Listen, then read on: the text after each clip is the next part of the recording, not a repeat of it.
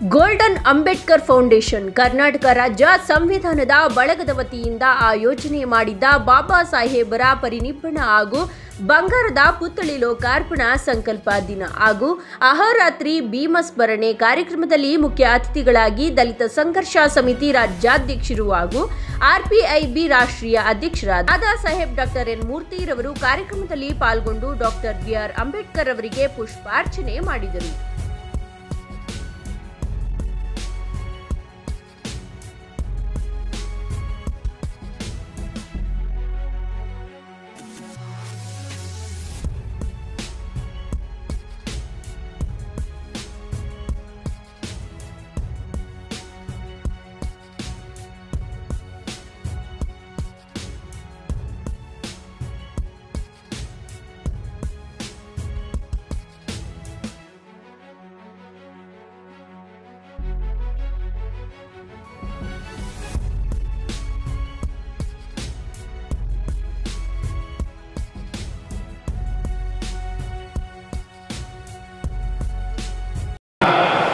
ಅನೇಕ ಗಣ್ಯಾತಿ ಗಣ್ಯರು ವೇದಿಕೆ ಮೇಲಿದ್ದಾರೆ. ಅವರೆಲ್ಲರಿಗೂ ಒಂದು ಸ್ವಲ್ಪ ಮೂಲಕ ಬೌದ್ಧ ಭಿಕ್ಷುಗಳು ವೇದಿಕೆ ಮೇಲಿದ್ದಾರೆ. ಪಾದಾರವಿಂದಗಳಿಗೆ ವಂದಿಸ್ತಾ ಇದ್ದೇನೆ. ಈ ದಿನ ಅರಮನೆ ಮೈದಾನದಲ್ಲಿ ಬಾಬಾ ಸಾಹೇಬ್ ಅಂಬೇಡ್ಕರ್ ಅವರ ಪುತ್ಥಳಿಗೆ ಹೆಲಿಕಾಪ್ಟರ್ನಿಂದ ಪುಷ್ಪಾರ್ಚನೆಯನ್ನ ಮಾಡಿ ಬಂಗಾರದ ಪುತ್ಥಳಿಯನ್ನ ಮಾಡಿ ಸರ್ಕಾರಕ್ಕೆ ಕಳಿಸಿ ಪ್ರತಿ ವರ್ಷವೂ ಕೂಡ ದಸರಾ ರೀತಿಯಲ್ಲಿ ನಡೆಸಬೇಕು ಅಂತ ಹೇಳಿ ಏನ್ ತೀರ್ಮಾನವನ್ನ ಸಂವಿಧಾನದ ಬಳಗದ ವತಿಯಿಂದ ಮಾಡಿದ್ದೇವೆ.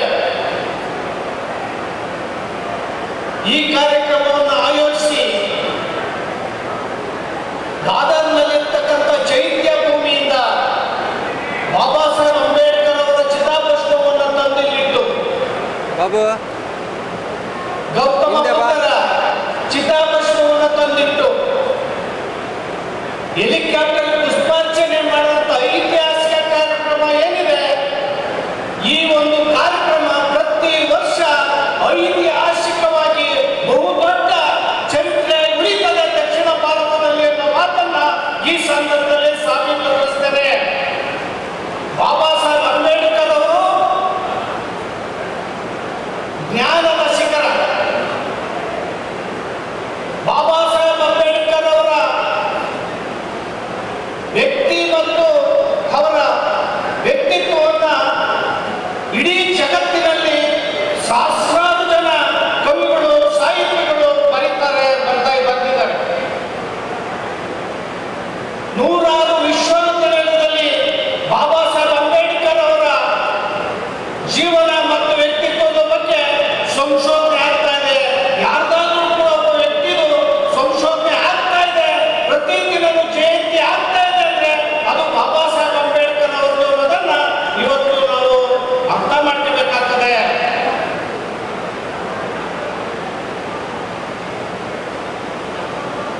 ಯಾಕೆ ಬಾಬಾ ಸಾಹೇಬ್ ಅಂಬೇಡ್ಕರ್ ಇಷ್ಟು ಹೊರಡು ನಾಲೆಡ್ಜ್ ಅಂತ ಹೇಳಿ ಇಡೀ ಜಗತ್ತು ತೀರ್ಮಾನವನ್ನು ಮಾಡಿದ್ದಾರೆ ಅಂದ್ರೆ 5,000 ವರ್ಷಗಳಿಂದ ಒಂದು ಮನುಷ್ಯರನ್ನೇ ಮಹಿಳೆಯರು ಮತ್ತು ಶೋಷಿತರನ್ನ ಅಸ್ಪೃಶ್ಯತೆಯ ಕೂಪದಲ್ಲಿ ಇಟ್ಟಂತಹ ಬೇಡಿಯನ್ನು ಕಡಿದು ಸಮಪಾಡು ಸಮಾನತೆಯನ್ನು ಕೊಟ್ಟಿದ್ದಾರೆ ಬಾಬಾ ಸಾಹೇಬ್ ಅಂಬೇಡ್ಕರ್ ಅವರು. ಅವರ ಸಂವಿಧಾನವನ್ನು ನಾವು ನೋಡಿದ್ರೆ,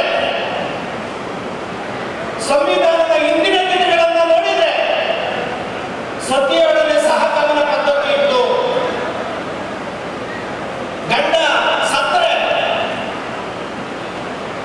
ಸ್ತ್ರೀ ಬೆಂಕಿಗೆ ಆಹುತಿ ಹಾಕಬೇಕಾಗಿತ್ತು.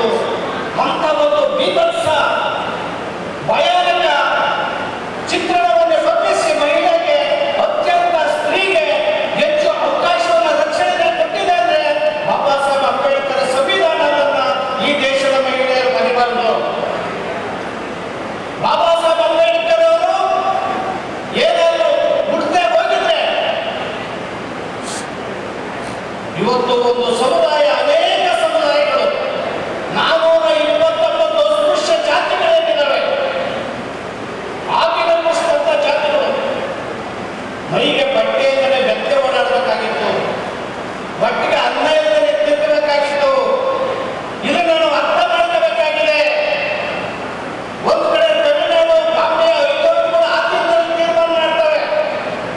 ಏನ್ ತೀರ್ಮಾನ ಕೊಡ್ತವೆ ಅಂದ್ರೆ, ಮಹಿಳೆ ಆತ್ಮದಲ್ಲಿ ಕೇರಳದ ಮಲಬಾರ್ ಪ್ರದೇಶದಲ್ಲಿ ಮೇಲುಡಿಗೆಯನ್ನು ಕೊಡಬೇಕಾಗಿರಲಿಲ್ಲ. ಅವ್ರ ಅರ್ಧಕ್ಕೆ ತಿರುಗಬೇಕಾಗಿತ್ತು, ಎದೆ ತೆರಿಗೆಯನ್ನು ಕಟ್ಟಬೇಕಾಗಿತ್ತು. ಅಂತ ಒಂದು ಮಹಿಳಾ ಅಸಮಾನತೆಯನ್ನ ಸಂವಿಧಾನದಲ್ಲಿ ನಿಷೇಧವನ್ನ ಮಾಡಿ ಮಹಿಳೆಯರಿಗೆ, ಸ್ತ್ರೀಗೆ ಅತ್ಯಂತ ಅವಕಾಶ ಮಾಡಿದಂತ ಅತ್ಯಂತ ಮಾನವತಾವಾದಿ ಯಾರಾದ್ರೆ ಅದು ಬಾಬಾ ಸಾಹೇಬ್ ಅಂಬೇಡ್ಕರ್ ಅನ್ನೋದನ್ನ ನಾವು ಅರ್ಥ ಮಾಡ್ಕೋಬೇಕಾಗಿದೆ. ಎಂತ ತಾಯಿಗೆ, ತಂಗಿಗೆ, ಅಕ್ಕನಿಗೆ ಅತ್ಯಂತ ಗೌರವವನ್ನು ಕೊಟ್ಟಂತಹ, ಮನುಷ್ಯನಿಗೆ ಗೌರವ ಕೊಟ್ಟಂತಹ ವ್ಯಕ್ತಿ ಯಾರಾದ್ರೂ ಒಂದು ಶಕ್ತಿ ಇದ್ರೆ ಅದು ಬಾಬಾ ಸಾಹೇಬ್ ಅಂಬೇಡ್ಕರ್ ಅನ್ನೋದನ್ನ ಹೇಳಿದ್ರೆ, ಜೈ ಭೀಮ್ ಅನ್ನೋ ಮಾತನ್ನ ಹೇಳಿದ್ರೆ ನಮಗೆ ಸ್ಫೂರ್ತಿ ಬರ್ತದೆ ಅನ್ನೋ ಮಾತನ್ನ ಹೇಳಬೇಕಾಗಿದೆ. ಜೈ ಭೀಮ್ ಅನ್ನೋ ಪದ ಕೊರೆಗಾವಲ್ಲಿ ಯುದ್ಧವನ್ನು ಮುಗಿಸಿ ಕೊರೆಗಾವಿನ ನೀರನ್ನ ಸಾಗರದಲ್ಲಿ ಹೊತ್ತು ಜೈ ಭೀಮ್ ಅಂತ ನಮ್ಮ ಸೇನಾನಿಗಳು ಹೇಳಿದಂತ ಏನು ಆ ಒಂದು ಘೋಷಣೆ ಏನಿದೆ, ಇವತ್ತು ಕೂಡ ಆ ಘೋಷಣೆ ನಮಗೆ ಅತ್ಯಂತ ಚೈತನ್ಯವನ್ನು ಕೊಟ್ಟಿದೆ. 1776ರಲ್ಲಿ ಅಮೆರಿಕ ಕ್ರಾಂತಿ ಆಗ್ತದೆ, ಅಮೆರಿಕದಲ್ಲಿ ಘೋಷಣೆ ಆಗ್ತದೆ.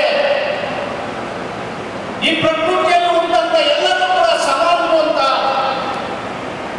1749ರಲ್ಲಿ ಫ್ರಾನ್ಸ್ ಕ್ರಾಂತಿ ಆಗ್ತದೆ. 1789ರಲ್ಲಿ ಫ್ರಾನ್ಸ್ ಕ್ರಾಂತಿ ಆದಾಗ ಅವರು ಸ್ವತಂತ್ರ, ಸಮಾನತೆ, ಸೋದರತೆಯನ್ನು ಘೋಷಣೆ ಮಾಡ್ತಾರೆ. 1900